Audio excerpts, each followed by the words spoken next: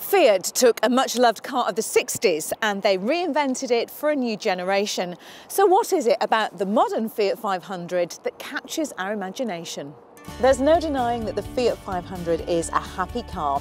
There's something about the chic, compact exterior with its classic-shaped headlights and retro-style chrome door handles that just makes you smile.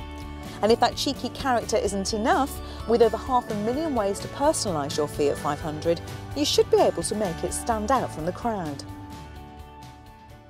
Fiat have managed to revitalise the spirit of the original car without it ever feeling cheesy, thanks to putting care and thought into the little things, like this retro feeling steering wheel and the dashboard, which can be painted to match the exterior colour.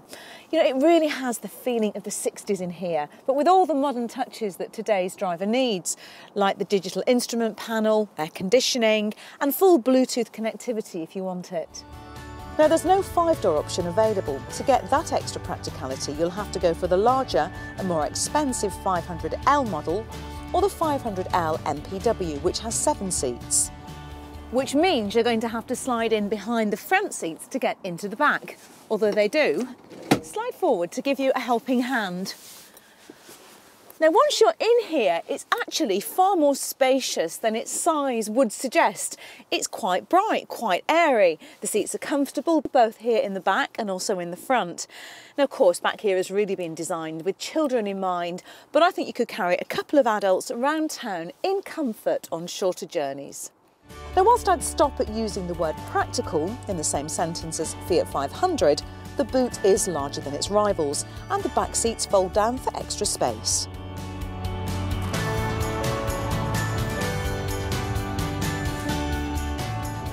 Out on the road, this is the perfect city car. It feels most at home driving around town rather than out on the motorway, with its light steering, this quite nippy, punchy little engine and the great visibility making it really easy to drive and to park. But I do find the gearbox a bit stiff at times, and whilst the ride is very comfortable around town, it doesn't like a bumpy road that much.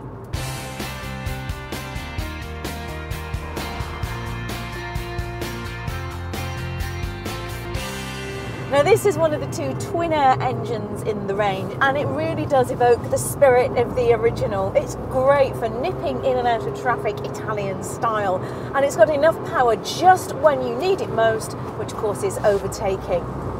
Now, Fiat claim that it will get up to 70 miles to the gallon.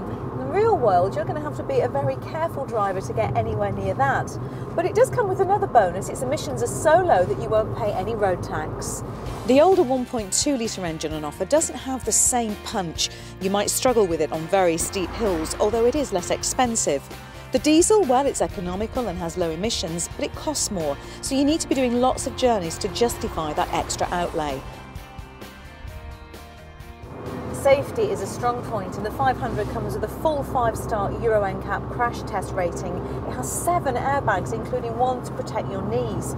But ESP technology, which helps you stay in control if you skid and comes as standard on most of its rivals, doesn't come as standard right across the range on the 500.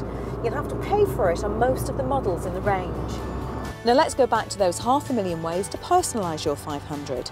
On the outside, you can add alloy wheels, a variety of funky colours, assorted stickers and even extra chrome trim. While interior options include different coloured seats, a leather multifunction steering wheel and climate control. All of these options are reasonably priced, so you won't break the bank creating your perfect 500. But do tread carefully, because some of the options may not be to everybody's taste, and your perfect Fiat 500 might not appeal to future buyers. Other downsides include the lack of a 3rd seat belt in the back, the lack of much useful storage space in here, and the fact that the basic model doesn't come with much in the way of extras. You're going to have to pay more for nice wheels or air conditioning. But that's probably to be expected, because after all, it may not look like it, but this is a relatively inexpensive car. And that is the big plus point about the Fiat 500.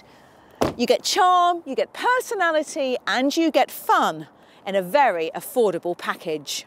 If you're looking for something less retro, then check out our review of the Volkswagen Up. But if you want a small car that excels in every area, have a look at the Hyundai i10. Click the camera to watch our latest video and click the logo to subscribe.